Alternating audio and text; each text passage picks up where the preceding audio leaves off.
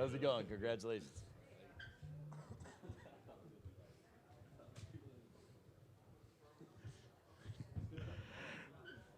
We're joined now by student athletes from the North Carolina Tar Heels, Rayshawn Leakey Black, Brady Manick, and Armando Baycott. They're here with us for around 12, maybe 13 minutes. If you have a question for student athletes from North Carolina, please raise your hand. Our microphone stewards are eager to bring the microphone to get your questions. Let's start up front to the left. Name and media outlet, please, for everyone, and then address your question. Vashti here with Carolina Blitz. This question is for you, Leakey. You're a North Carolina kid. Governor Cooper just declared North Carolina the center of the basketball universe. So I think you, more than anybody, would understand the significance of this game. Mm-hmm. Being from North Carolina, can you kind of speak to that? And what are you hearing from people from North Carolina that you may have grown up with regarding this matchup? Honestly, I haven't really heard much because I stay off social media. I don't really see too much. But, just walking around campus and stuff, it's just all love and positivity. A lot of people just rooting for us. Nobody really thought we'd get to this point. So just proving a lot of people wrong, seeing a lot of friends. They get bragging rights because they've always believed in this kind of thing. But other than that, I haven't really seen too much. Let's go on the right side with John Fanta. John Fanta, Field of 68. Armando, congratulations on getting to the Final Four. I'm curious because there's a lot of people who say that night at Cameron Indoor, when you guys go in there and beat Duke the way that you did, served as that point to take off. Do you believe that served as an igniter? No, I think all year our belief of how good we are, never changed for us. I feel like more nationally and more with the media and stuff, when we finally got that quad one win, a big time win like that versus Duke, especially being at Duke, I feel like that made everybody else believe in us. But for us, I feel like we always had that belief. We may not have shown it all the time, but we always believed we were that good. Up front on the right side, next question for Carolina student athletes. Scott Gleason with USA Today. The question is for Brady. Being in the Final Four, obviously this is, I assume, what you transfer for, and I was hoping you could just speak about what the sport looks like to be able to go to a program like North Carolina and now be playing on the sport's biggest stage. Yeah, it's special. When I decided to come here, I knew the history. I knew that North Carolina plays in big games. I didn't expect to be in this stage, but it's the way the year has gone in the last month and a half for us. It's been unbelievable, and we've been playing really well, and we've earned it, and that is why we're here. Next question's on the left side, 4 rows back. Hey guys, Pat Welter, WRAL Sports. Questions for each of you, if you could each share some thoughts on Eric Hoots and what he's meant to the program and what he does for you guys. Yeah. Armando, you want to take that one first, and then Brady, and then Leakey. I want to give the camera guys a chance to get you guys framed up. Okay, gotcha. Go ahead, Armando. Yeah, Eric Hoots, he's really a staple of Carolina basketball. All he's done for us and for former players in the past. Nothing that we do will really be able to get done without him. He handles just about everything, and that's why he kind of, the famous Eric Hoots. Yeah, he's big time. He, you need something done, you go to him, and he's always willing to help us, and he's just a really, really caring dude and puts everybody else first. Leakey, same question to you. Pretty much what they said. He really handles everything, and he doesn't really get tired of it, so he's really just the man for the job. Next question's front right for Aaron. Aaron Beard with the AP. This is for Leakey. You've been around Coach Davis for a good while now. I'm curious what your thoughts are about kind of how he's handled the challenge as a first-year coach of getting you guys to this point, and also he's someone that's played in the Final Four for North Carolina. How much value is their experience for you guys knowing he's been in your shoes? His experience is a lot, because he just, when we get rattled, he just reminds us that he's been in that position before, and he just gets us under control, and just we're not too big for the moment. We all the work that we put in, with him is for that moment, before kind of thing. So he knows how to get us under control. Let's go to the center of the room. Andrew Jones, Tar Heel Illustrated. This is for all three of you guys. After you finally landed last night, after that interesting plane flight you guys had. What was the first, oh, wow, Final Four kind of moment that you guys experienced since you got here? Leaky first, then Brady, then Armando. I guess when we pulled up to the hotel, it was just like a lot of people out there, waiting for us to get off the bus and in the hotel lobby. For me, that was pretty much Brady. Yeah, at the same time, just a lot of cameras, a lot of people, a lot of excitement around our team and us arriving, and it was really cool to see. Yeah, what they said, the arrival, it was pretty surprising just having all those people there because we don't play until Saturday. So I think it kind of caught all of us all off guard. Center of the room on the left side, about 6 rows back. CL Brown, Raleigh News and Observer. This is for you, Brady.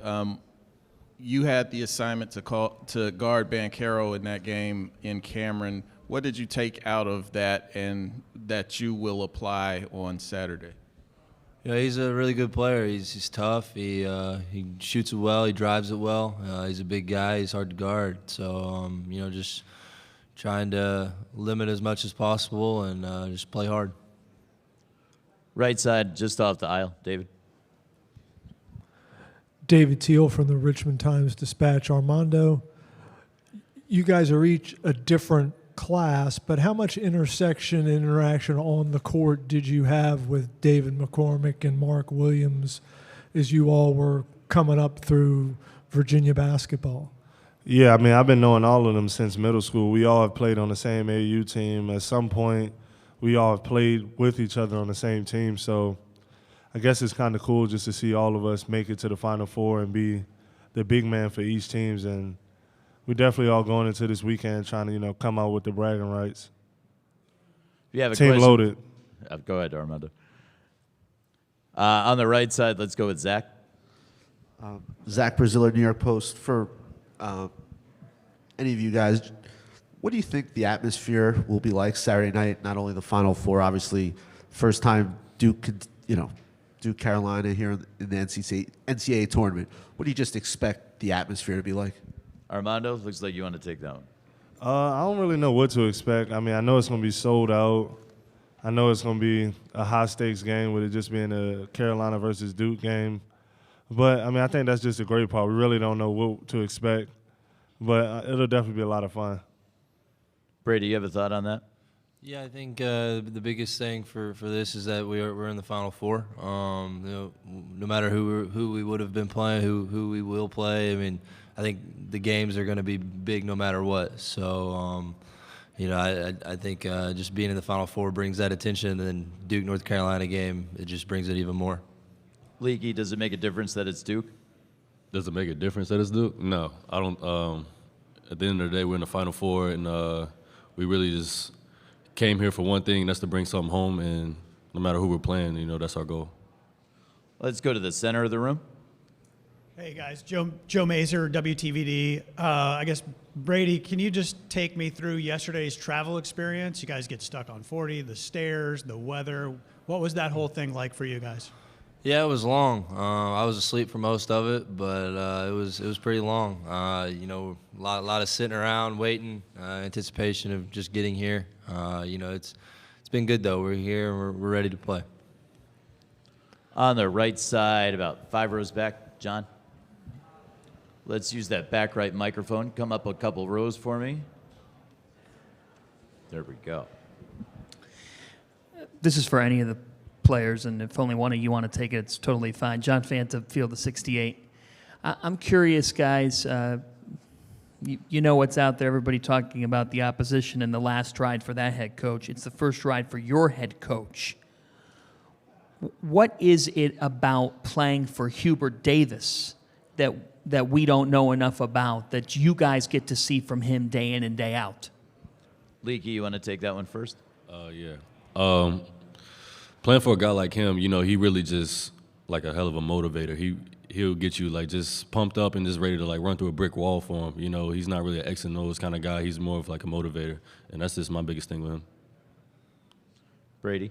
His passion for the school, for the game of basketball, it's unmatched.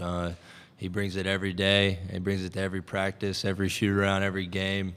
And like Leaky said, he gets you motivated and gets you ready to go. Armando? Yeah, and I would just say also just how great of a coach he is, and I think possibly he could probably go down as one of the greatest coaches of all time. Just him being like an extension of Coach Smith and Coach Williams, just how he kind of just revolutionized just Carolina basketball as a whole, I think it's something really good to look forward to.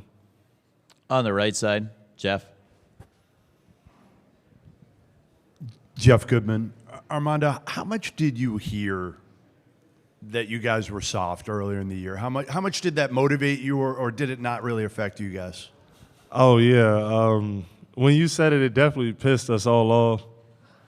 I'm not going to lie. I mean, yeah, it was it was kind of upsetting, you know, just because I didn't think we were really a soft team. I just think we just weren't playing together. And, you know, we just were going through tough stretches and growing pains just as a team.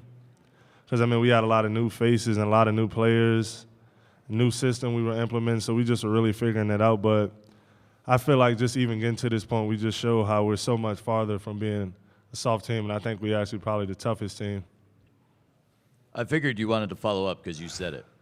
Yeah. I mean, listen, I'll take credit or blame or whatever. Yeah. I deserve it. When did it flip? When do you think it flipped? I mean, obviously March 5th was a big one for your guys' confidence, but it seemed to kind of flip a little bit before that.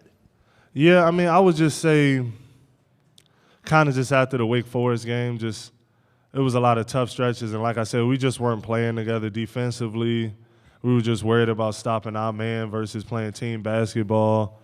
Offensively, we were playing hero ball, just not playing together, not making the extra passes, not setting the screen and rolling certain ways just because we didn't think we'd get the ball, just little things like that.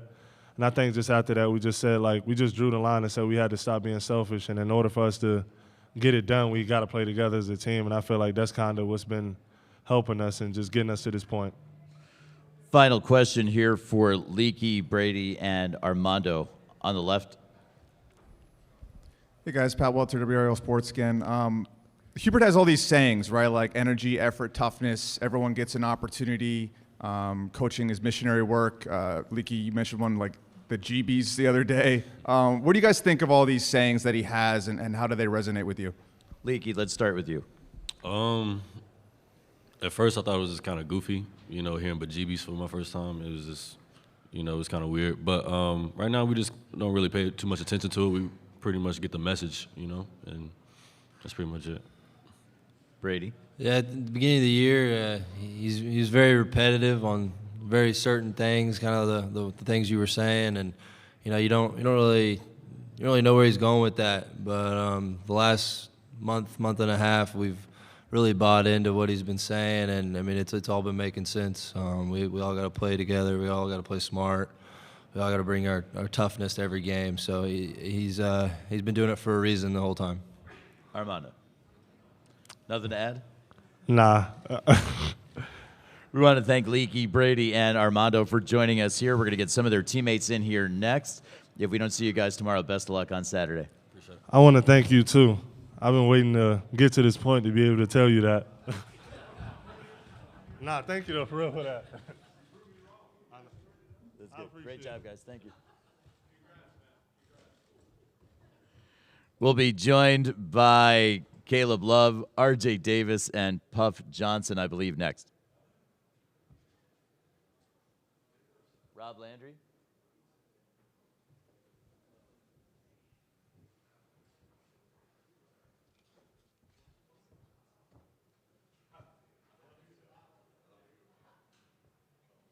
I was trying to get you the mic back. I thought it was going to be a boxing press conference for a minute.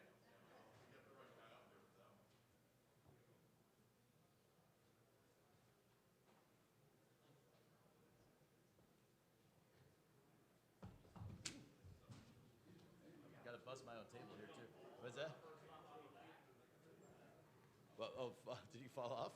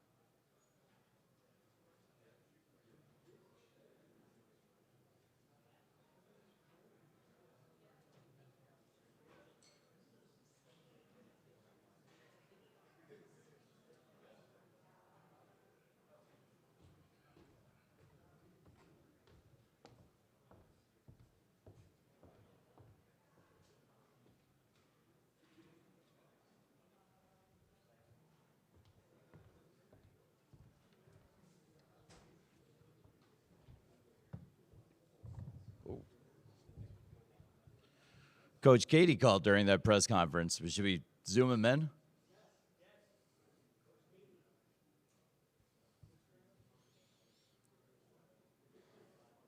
I didn't want to interrupt the flow.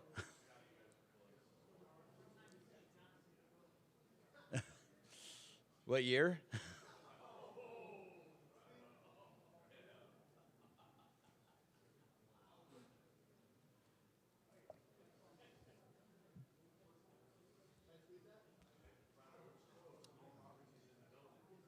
And Coach Kortelbaum. You missed the reference I was trying to make.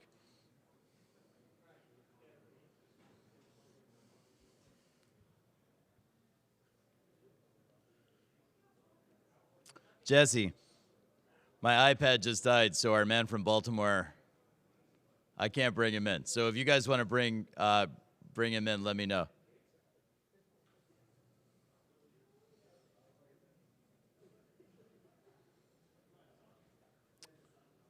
Well, I think Jen would have to do it with her laptop, and you guys would just have to signal me that we should bring him in. No, I mean, I'm charging. It's just using more. I have no idea. Maybe I have a bad cable.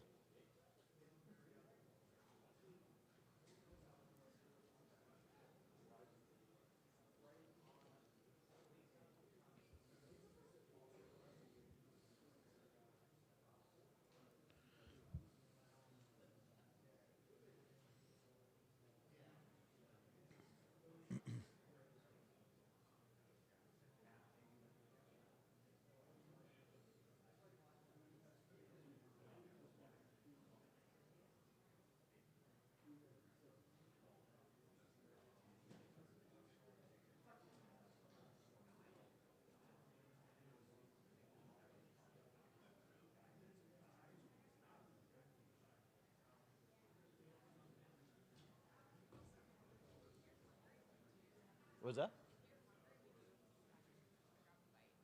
Nice. Yeah, I don't think I'll have time though.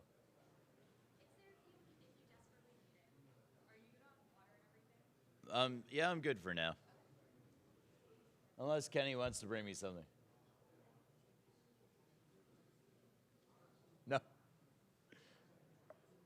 No, I have water. I'm good. No, I'm good.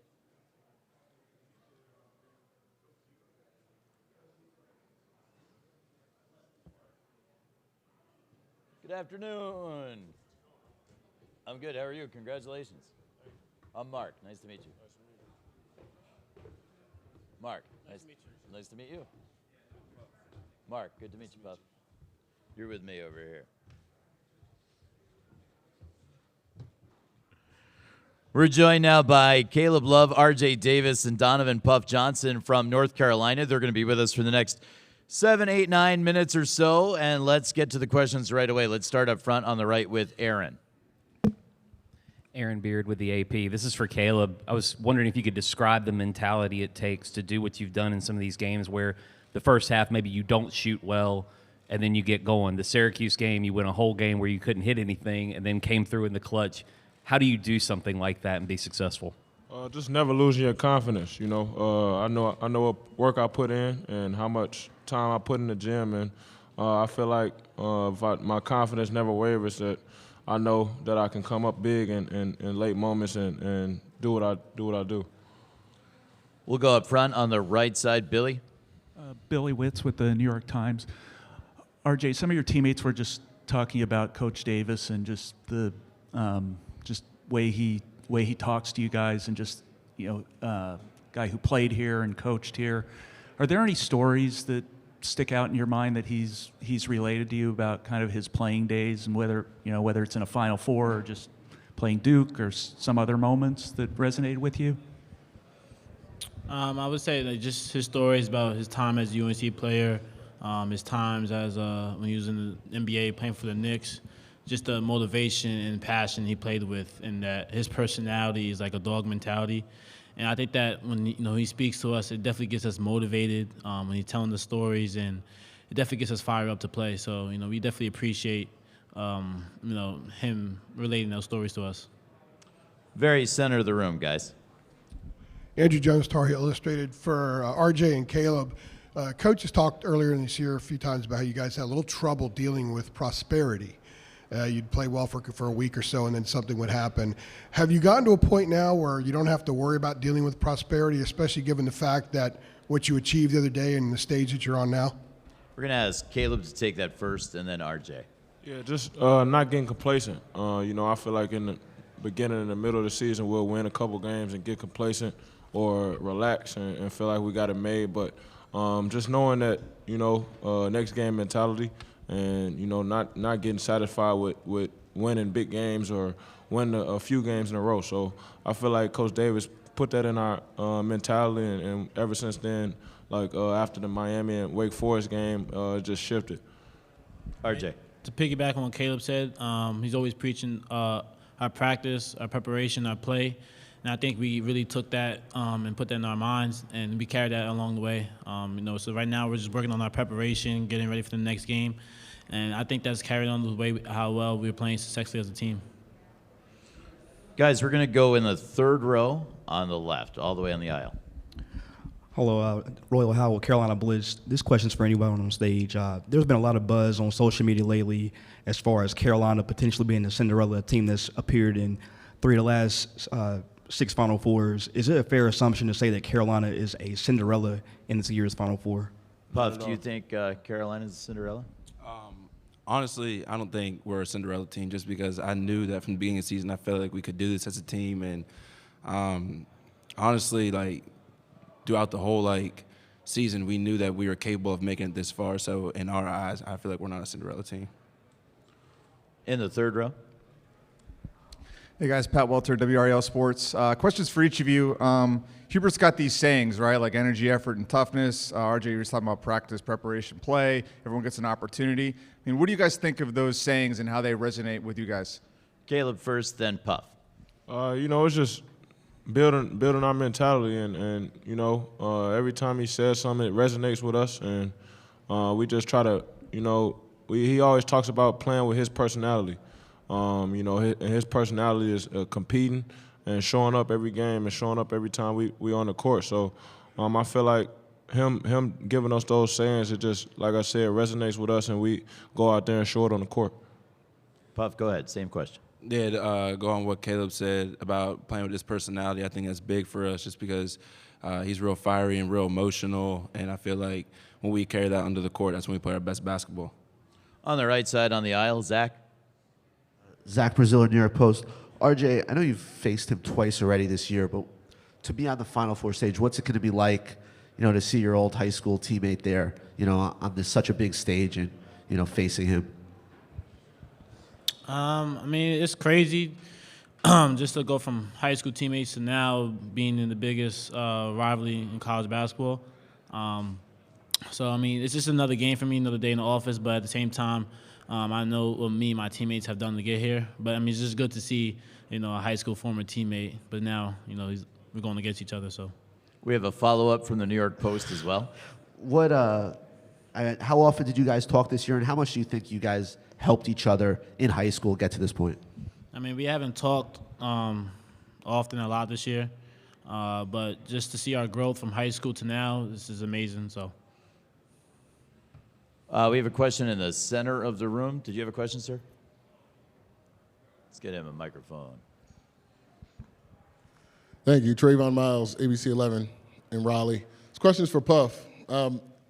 How have things been for you for, the way you gained your role in the middle of the season to this ride now? How have things been for you, and how have you kind of taken on this whirlwind?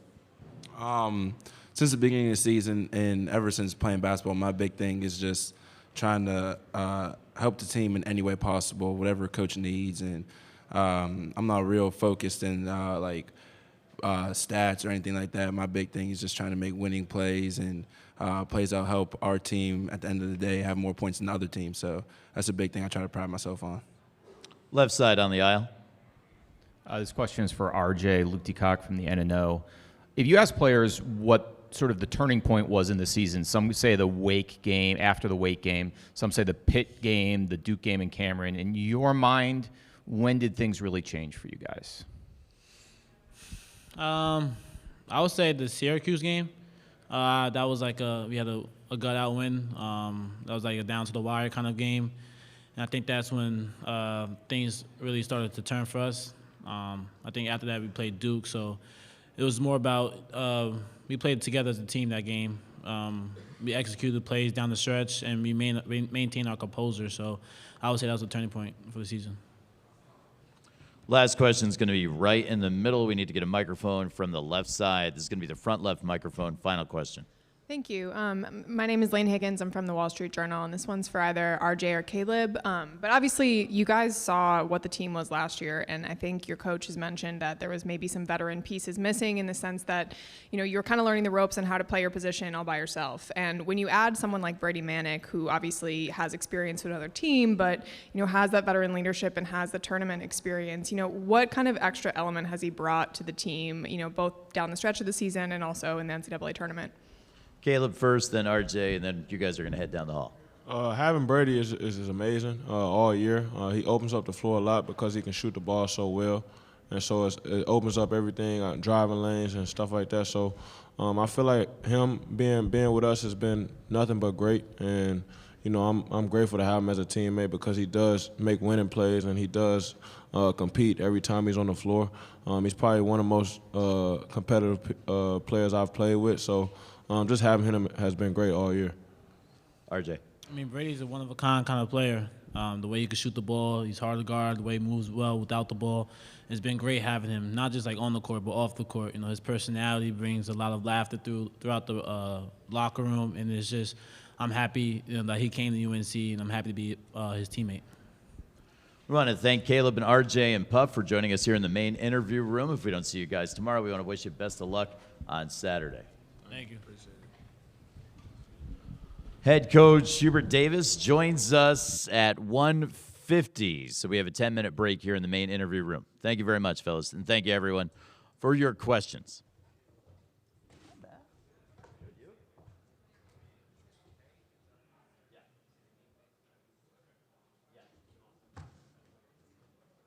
Don't sit over there. Okay. That's a good idea. I have 10 minutes. Fanter, you got Fantered by the Wall Street Journal. I'm sorry. Yeah. I said I went to somebody new with the Wall Street Journal. When these guys, I'm looking at the master list of stuff. Like they got to go down and do like all the smoke and fog, like industrial. I'm sure there's some nice sprinklers and sparklers and stuff. We're not getting the Brazilier lean. I'm very disappointed so far. It's like a COVID thing. Like you won't like you used to like not touch the microphone. Like you'd be like, the microphone would be here, and this is Zach. You'd be like.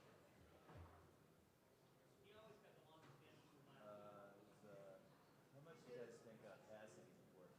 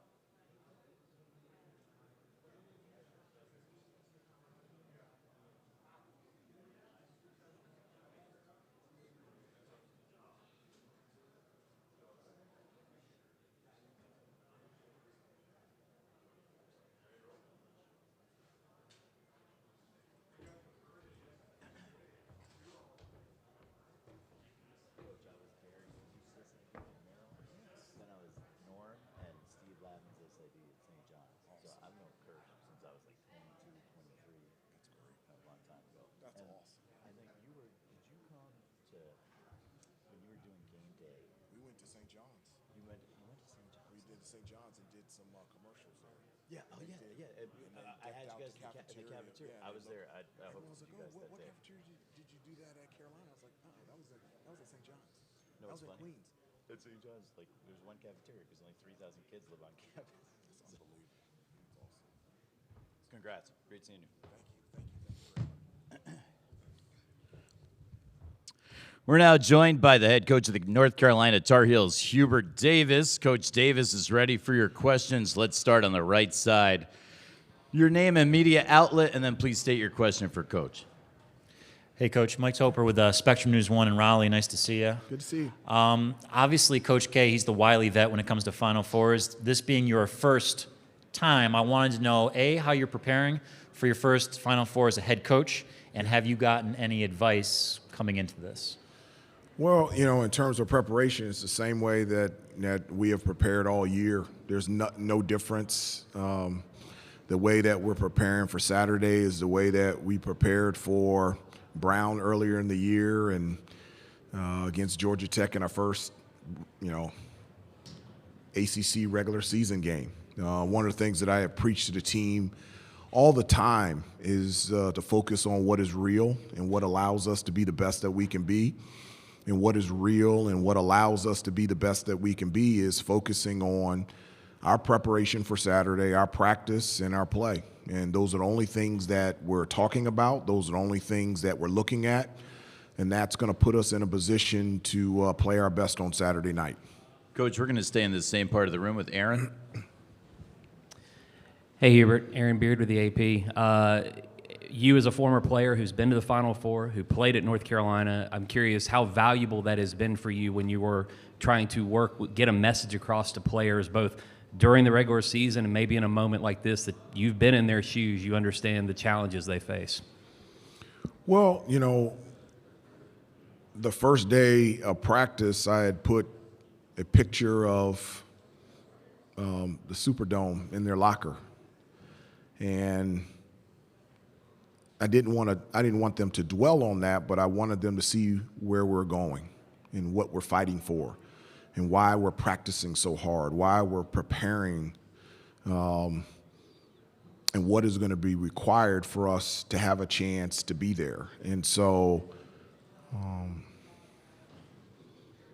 that's all that we have done all season. That's all that we're doing right now. I've said a number of times that you're going to have to turn down and turn off the noise from the phone, the family, the friends, and the fans. And I feel like our guys have really done a really good job of that. And they're in a great spot, in a great position to be at their best on Saturday night. Up front in the center. Jude Papillon, Tulane Hullabaloo. Coach Davis, 40 years ago, North Carolina won the first Final Four hosted in New Orleans with Michael Jordan and James Worthy, and then won again here in 1993. How special is it to be back in New Orleans again? And are you using previous Final Fours here to energize your team? Well, I have told the team that, we've won, this program has won 2 championships here in this building, and there's significance in that. I remember the 82 championship game and me only being able to see the second half because I had a Boy Scout meeting and I had missed the first half. And I remember in 93, it was a group of guys that I had played with. I was a rookie in the NBA and we're playing the Atlanta Hawks, and I was on the road with my New York Knicks team watching Carolina team play Michigan. And I remember feeling 2 powerful emotions, joy and happiness because they won, but also sadness because I wanted to be there. I had always wanted to cut down the nets and be a national champion at North Carolina, and I didn't have that opportunity. And it's unbelievable that I had an opportunity as an assistant coach in 2017, and that's something that I want for our players this year. Coach, we're going to move over to the left side toward the front. Number of questions. Hi, Coach. Vashti Her with Carolina Blitz. We asked this of your team, but there's kind of been a narrative that you guys are the Cinderella of the Final Four. Do you subscribe to that? I mean, do you think that you all are a Cinderella team? I don't know what Cinderella team means. So, no, I don't prescribe to that. North Carolina's been to more Final Fours than any program ever. I know that. I know that the togetherness of this team and the health of this team has been at an all-time high the last 2 months, and I know that we're playing extremely well and we're deserving of being here. And I know that I'm happy for our players for having the experience of being here. Next question is on the left.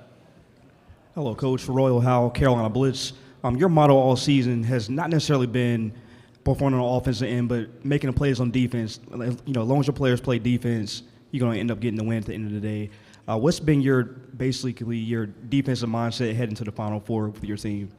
Well, I mean, we've identified what allows us to have success, and I've said this a number of times. What puts us in a position to be successful out there on the floor is getting after it on the defensive end, rebounding the basketball, and also limiting our turnovers. And that's an area in all three of them. Well, rebounding we've been great in all year, but I feel like defensively, especially the last 10 games, I think we've held teams to under 41% from the field. We're doing a much better job at taking care of the basketball. I think RJ and Caleb have been fantastic in making good decisions with the ball. And that is the key for us to have success on Saturday. Offensively, it's never been a problem. We can score inside out, many different ways, but defending, rebounding, and taking care of the basketball is something that's very important to us. Coach, got water here. Thank you. Third row right there. Terrence Hatchett, Carolina Blitz. You were an assistant on that 2017 team that went to the national championship. How have you used that experience now that you're the head coach? Is there anything you can draw from that experience and take now that you're the man in charge? Well, I mean, the only thing that I can use from 2017 for this year's team is to share with them what it means like to be the last team standing, to be up on that podium, to cutting down those nets and having those tears of joy and those hugs of celebrating shared experiences over a long season, end up being a national championship team. And explaining that desperately, that's what I want for them. And so it's interesting, this morning at breakfast, Joel Berry stopped by. And so he was the MVP of that Final Four, and it was a huge piece of us getting to the finals in 2016. And just him being around our players at breakfast this morning and not necessarily talking to them about the 2017 championship, but just being there, that's inspiration for our players to be the best that they can be this weekend. Coach, we're going to go to the right side. John? John Fanta, Field of 68. Hubert, Armando Baycott said that this group has always believed in itself, but that it didn't always show it at times this season. What is it that's allowed this group to show it on the biggest stage? Well, one of the things is, this has been a lot of newness. I mean, it's a new head coach, new coaching staff, 3 transfers, 2 freshmen, tweaks, pivots, alters in terms of how we play on both ends of the floor. It takes time, and so, the relationships that we've had in the building of our relationship on and off the court has allowed us to be in a place where we are together, where we are healthy as a team. And so, it's our ability to persevere, our ability, resiliency, our toughness to get back up. There was some humbling losses against Tennessee and Wake Forest and Miami and at Duke at home. And this has been a group that has always bounced back. And I think those shared experiences have put us in a place where we understand what we need to do in order to be successful, and there's a trust and a confidence in each one of us that allows us to be as connected as we are right now. Coach, we'll take a question in the center of the room. Hey, Coach. Andrew Jones, Tar Heel Illustrated. Caleb last week in Philly spoke about when he's kind of demonstrative on the court and he's kind of yelling and flexing and gesturing, that means that his game is coming out. And RJ said that he loves seeing that because that means Caleb. And who? RJ said that he loves seeing when Caleb does that because it means his game is on. As his coach, is this something that you've seen more of during the course of the year, and does that mean that he's getting more comfortable and getting more confident in the process? So the more flexing you see, the more confident and comfortable Caleb is? I don't necessarily on the sideline go, oh, wow, Caleb is flexing. We're in a good spot right now. I know. I love emotions. And that's one of the things that, I guess to your point, I felt like was missing at the beginning of the year. There was no emotion. And I've said that emotions not only are good, they're necessary, because emotions are good and necessary. That means you care. And that's something not just in Caleb, I didn't see at the beginning of the year. I'm seeing that now. I'm seeing that in Caleb. I'm seeing that in Brady. I'm seeing that in Armando. I'm seeing that in RJ. I'm seeing that with the guys coming off the bench. I'm seeing that in practice. I'm seeing that in shoot-arounds. I'm seeing that back at the hotel.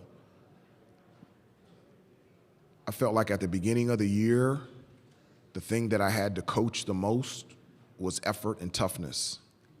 I haven't had to do that the last 2 months at all. I've got to coach basketball. And so I love the emotions that, maybe not the flexing. I always believe you should act like you've been there before, but the way that Caleb is playing, he can do whatever he wants to do. So, all the way in the back and all the way left. Aaron Torres, Fox Sports. Coach, I think you've kind of just touched on it with a couple of these different answers, but the defense specifically, I mean, you referenced some humbling losses to Wake Forest and Kentucky and all them, and then you look at the defensive effort these last 3-4 games in the tournament and really in the lead up to the tournament. Was that, again, coaching? Was that buy-in? Was that effort? What has led to the difference on the defensive side? well, I really think all the credit goes to them. I think one of the things that, a coach can say something to you, like I would love to think, I have 3 kids, that everything that they say, they go, yes, Dad, and they're going to do it. There's a lot of times where they have to go through it, and then they go, okay, Mom, Dad, you were right. And I think over the course of the year, consistently conveying to them the importance of us being a good defensive team and how that plays a part in their performance individually, our success as a team, how it's connected to how we play on the offensive end. They've seen it. They've experienced it. And so now that they have seen it and they've experienced it and they've seen the success of it, maybe you can say now they believe it. I don't maybe not buy in, but now they believe it, if that makes sense. Coach, let's move to the right side. Jeff. Jeff Goodman. Hubert, what was it like for you early on in the season personally? You waited for this. Coach Williams, tabs you as the guy, and Bubba did too. And you guys were struggling early. How difficult was it for you as somebody who has so much pride in this program? Well, it was never, for me, it was never difficult. It just wasn't. Taking this job was an act of service for me. It just was. It wasn't. It was more than wins and losses. It was being put in a position to give these kids everything that I have gotten from Coach Smith and Coach Guthridge, and everything that Coach Williams had given the North Carolina players over the last 18 years. As we were at times struggling, like that's the natural course and progression of a new team. you were with us in Connecticut, and like you want your team to continue to grow and to get better. There were a lot of teams at the beginning of the year that looked like they were going to win it, and it's gone the different direction. And so did I expect that we would be here in the Final Four? But I really did expect that we would be a good team. And it allowed us to be in this position to play in the Final Four. So it wasn't – the wins and losses don't define me. The experiences and the relationships with the players, that's what defines – and the love for this institution and this program. So to me, that's never been difficult to put on to be a part of this program. And I knew that we would be a good team. I didn't know what it would look like, but I knew that we would become a good team. And I appreciate, at the beginning of the year, you had some tough comments about the toughness of our team, and I couldn't be mad at you because you were right. And people can't say that about our group right now. They fought back. They've stood their ground, they've planted their feet, and they have competed. And I appreciate your comments, and because they were right and they were real. And I think our guys have understood how hard and how tough and resilient you have to be to have a chance every day to play at this level.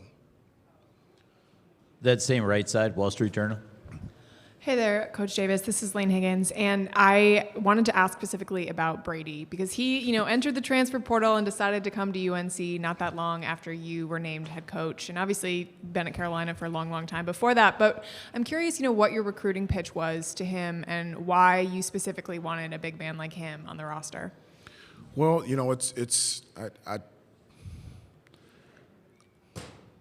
a year ago I didn't even know who Brady Manick was. I had never met him, never spoken to him, and I can't imagine a time not only not coaching him, but him not being in my life and his family not being in my family's life. To think that somebody who had lived his entire life in Oklahoma and he decided to the first time move to North Carolina and play for a first-year coach. I had spoken to him, I had called him on Monday. I didn't actually get in touch with him till Tuesday, and he had committed to Carolina by Friday. And the only thing that we had done is been on one Zoom with him and his parents and a couple phone calls. And he is the perfect example of a home run from a transfer. I don't think you can get any better than him on and off the court. It's just been unbelievable. Up front, Billy, we're going to try to get one more in. Billy Witz with the New York Times. Hubert, for those of us who aren't from North Carolina, what has this last week been like?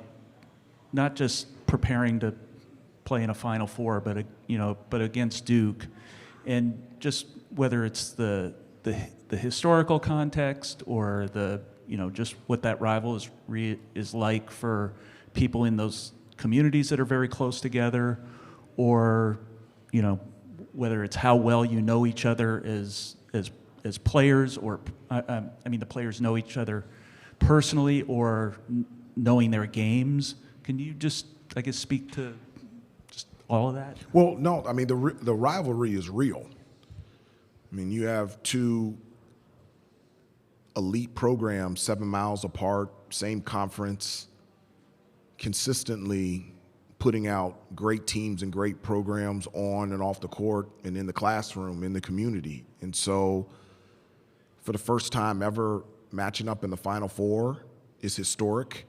It's never happened before. The last time North Carolina and Duke were in the Final Four, I was a junior at Carolina and Indianapolis, and they ended up winning the national championship, and we had lost to Kansas. And so the rivalry is real. My thought process and my communication to the players has been none of that. And the reason being is that doesn't help us Saturday.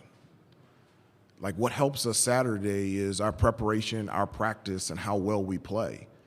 The historical factor of us for the first time meeting in the Final Four, the rivalry, Coach K's last year, my first year, that's insignificant to us. The way that we're approaching this game is the same way we would approach it if we were playing Villanova or Kansas, and the same way that we prepared for UCLA and St. Peter's. And so from your standpoint, there is significance to it, but for us, in being the best that we can be on Saturday, I have talked to the team at great length to focus on what is real. And what is real is our preparation and our practice and how well we play. We've reached our time limit with Coach Davis. We want to thank Coach Davis for joining us here in the main interview room. Coach will be back tomorrow before his team takes on center stage. Again tomorrow? Again tomorrow. Are you excited, Wow, Coach? I love it. Sold out event tomorrow, Coach. Okay, great. Student athletes will be in the breakout rooms. Coach Davis will be with us. Hall of Fame SID Steve Kirshner is here to meet all your needs between now and then. Thank you, Coach. Thank you.